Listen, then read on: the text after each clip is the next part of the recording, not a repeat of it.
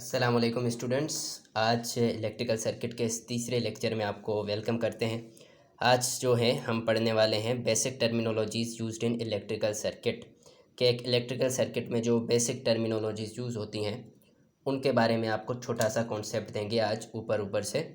तो सबसे पहले तो आज के इस वीडियो में हम क्या डिस्कस करने वाले हैं वो मैं आपको बता देता हूँ कि इस वीडियो में हम डिस्कस करेंगे इलेक्ट्रिकल नेटवर्क क्या होता है और इलेक्ट्रिकल सर्किट क्या होता है, इनके बीच में क्या डिफरेंस होता है, पैसिव एलिमेंट्स क्या होते हैं, एक्टिव एलिमेंट्स क्या होते हैं, यूनिलेटरल एलिमेंट्स क्या होते हैं, बायलेटरल एलिमेंट्स क्या होते हैं, नोड क्या होता है, ब्रिज क्या होती है और लूप क्या होता है। तो ये तमाम चीज़ें इस वीडियो में हम डिस्कस करेंगे, इनका कॉन्सेप्ट आपको थोड़ा सा देंगे।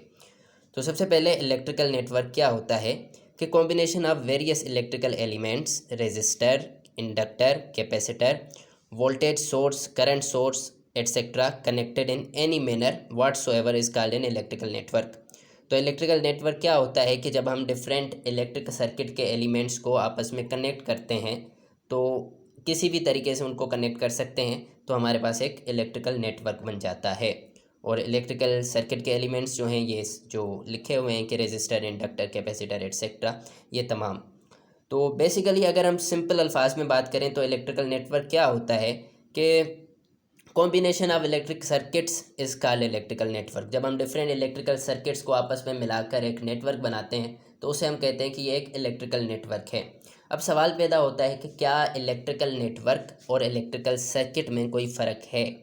तो जी हाँ, बिल्कुल। इलेक्ट्रिक सर्किट और इलेक्ट्रिक नेटवर्क में थोड़ा सा फ़र्क है। वो फ़र्क ये है कि इलेक्ट्रिक सर्किट जो है उसके लिए ये शर्त है कि आपका जो कंडक्टिव पाथ है वो क्लोज्ड पाथ होना चाहिए, एक कंडक्टिव पाथ होना चाहिए। जबकि इलेक्ट्रिक नेटवर्क में जब आप डिफरेंट इलेक्ट्रिक सर्किट्स को मिलाते हैं तो ये कोई शर्त नहीं है कि आपका जो कंप्लीट नेटवर्क का जो पाथ है वो कंडक्टिव पाथ हो या फिर एक क्लोज्ड पाथ हो। तो बस सिंपल सा ये डिफरेंस है कि इलेक्ट्रिक सर्किट में हमारे पास क्लोज्ड पाथ होता है, क्लोज्ड लूप बनता है, और इलेक्ट्रिक नेटवर्क में वो शर्त नहीं है कि क्लोज्ड जो है पाथ हो और कंडक्टिव पाथ हो। उसके बाद जो है सर्किट के जो एलिमेंट्स हैं उसको हमने दो कैटेगरीज़ में डिवाइड किया हुआ है। वो दो कैटेगरीज़ कौन सी हैं? एक्टिव एलिमेंट्स और पैसिव एलिमेंट्स। तो पैसिव एलिमेंट्स क्या होते हैं? सिंपली ऐसे एलिमेंट्स जो कि पावर को कंज्यूम करते हैं या फिर स्टोर करते हैं, तो उन एलिमेंट्स को हम कहते हैं कि ये पैसिव एलिमेंट्स हैं। अब डेफिनेशन अगर हम पढ़ें तो these are the elements which receive energy या फिर observe energy and converts it into heat, resistance, or stored in electric field, capacitance, or magnetic field etcetera. तो एग्जांपल्स इसकी क्या होंगी? Resistance, conductance, inductance. तो ये ऐसे एलिमेंट्स जो हैं एनर्जी को रिसीव करते हैं, फिर उसको कन्वर्ट करते हैं हीट एनर्जी में एज अ रेजिस्टर, या फिर उसको स्टोर करते हैं अपने पास कैपेसिटेंस की सूरत में। तो ये एलिमेंट्स जो हैं पैसिव एलिमेंट्स होते हैं। इनके एग्जांपल्स क्या हैं? Resistance, conductance, inductance etcetera. उसके बाद एक्टिव एलिमेंट्स क्या होते हैं? एक्टिव एलिमेंट्स सिंपली ये होता है कि भाई ऐसे एलिमेंट्स जो कि पावर को जनरेट करते हैं या फिर इन्हांस करते हैं या फिर एम्पलीफाई करते हैं, तो ऐसे एलिमेंट्स को हम जो हैं एक्टिव एलिमेंट्स कहते हैं। और ये होते हैं हमारे पास जनरेटर हो गया, ट्रांजिस्टर हो गया, वोल्टेज करंट सोर्सेज हो गए एट्सेट्रा। तो डेफिनेशन इसकी क्या होगी कि these are the elements which supply energy to circuit or which can generate or amplify or enhance power. तो इसके बाद पढ़ते हैं कि बायलेटरल एलिमेंट्स क्या होते हैं और यूनिलेटरल एलिमेंट्स क्या होते हैं। तो सबसे पहले तो बायलेटरल और यूनिलेटरल, इनका अगर आप वर्ड की कंपोजिशन देखें तो लिखा हुआ है बाय का मतलब होता है दो, लेटरल एलिमेंट्स, दो मीन्स दो डायरेक्शंस, एंड यूनी मीन्स एक डायरेक्शन। अब पढ़ते हैं ये क्या होते हैं bilateral elements. Conduction of current in both directions in an element with same magnitude is called bilateral elements. ऐसे एलिमेंट्स जिनमें से हम करंट को पास करवाएं, तो किसी भी डायरेक्शन में हम पास करवाएं, पॉजिटिव से मीन्स लेफ़्ट से राइट से तक या फिर राइट से लेफ़्ट तक, तो उनमें जो है उनके मैग्नीट्यूड में कोई भी फ़र्क नहीं होना चाहिए, डायरेक्शन का कोई इफेक्ट उन पर ना पड़े। तो ऐसे एलिमेंट्स को हम कहते हैं बायलेटरल एलिमेंट्स।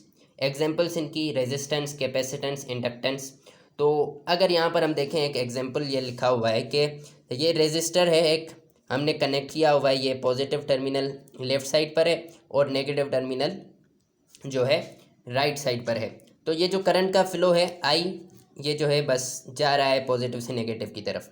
और ये जो दूसरा एग्जांपल हमने लिया हुआ है, इसमें हमने क्या किया है कि बैटरी की पोलैरिटी चेंज कर दी है कि पॉजिटिव साइड जो है वो राइट की तरफ कर दी और लेफ़्ट की तरफ नेगेटिव। तो फिर भी जो करंट है उसी मैग्नीट्यूड के साथ फ्लो करेगा, इसकी डायरेक्शन की वजह से कोई उस पर फ़र्क नहीं पड़ेगा उसके मैग्नीट्यूड पर। तो ये होते हैं बायलेटरल एलिमेंट्स। जबकि यूनिलेटरल एलिमेंट्स में क्या होता है कि ये ऐसे एलिमेंट्स होते हैं जो कि करंट को सिर्फ एक डायरेक्शन में ही अलो करते हैं पास करना। अगर दूसरी डायरेक्शन में हम करवाएंगे तो उनके मैग्नीट्यूड पर फ़र्क पड़ जाएगा। क्या लिखा हुआ है कि conduction of current in one direction is termed as unilateral elements. तो ये कौन से एलिमेंट्स होते हैं?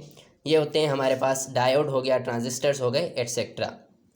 अब डायोड में क्या होता है कि जब हम फॉरवर्ड बायसिंग करते हैं तो हमारा करंट पास होता है, जब हम रिवर्स बायसिंग करते हैं तो करंट जो है फ़्लो नहीं करता।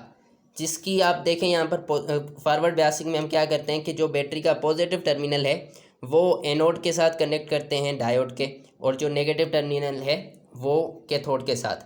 तो फिर ये हमारे पास करंट फ़्लो करता है, जैसे कि हमने यहाँ पर ये किया हुआ है।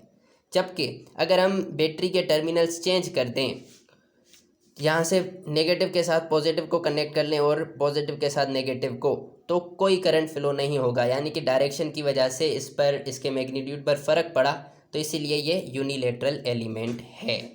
अच्छा जी, उसके बाद डिस्कस करते हैं कि नोड क्या होता है। Node is a point or junction where two or more branches are connected. जी, तो नोड क्या होता है कि a point or junction where two or more branches are connected, यानी कि एक ऐसी पॉइंट जहाँ पर दो या दो से ज़्यादा ब्रांचेज आपस में कनेक्टेड हों एक कॉमन पॉइंट पर। ब्रांच क्या होता है नोड के बाद हम पढ़ेंगे, फिर आपको ज़्यादा अच्छे तरीके से क्लियर हो जाएगा। तो इसलिए आप फ़िलहाल ये समझें कि a point where terminals of two or more circuit elements are connected, एक ऐसी पॉइंट जहाँ पर दो या दो से ज़्यादा सर्किट एलिमेंट्स के जो टर्मिनल्स हैं वो एक कॉमन पॉइंट पर कनेक्टेड हों।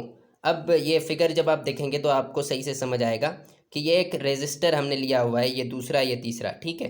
तो ये इसके जो दो टर्मिनल्स हैं, एक टर्मिनल दूसरा टर्मिनल, ये इसका एक टर्मिनल ये दूसरा टर्मिनल, ये इसका एक टर्मिनल और दूसरा टर्मिनल। तो ये जो ए पॉइंट है यहाँ पर ये तीनों जो रेजिस्टर्स हैं, तीनों जो सर्किट के एलिमेंट्स हैं एक कॉमन पॉइंट पर ए पॉइंट पर कनेक्टेड हैं। तो इस पॉइंट को हम कहते हैं कि ये एक नोड है, a point where terminals of two or more circuit elements are connected. ऐसी पॉइंट जहाँ पर दो या दो से ज़्यादा सर्किट के एलिमेंट्स के जो टर्मिनल्स हैं वो कनेक्टेड हों कॉमन पॉइंट पर, तो उसे हम कहते हैं नोड। अच्छा जी, तो ये तो हो गया नोड क्या होता है।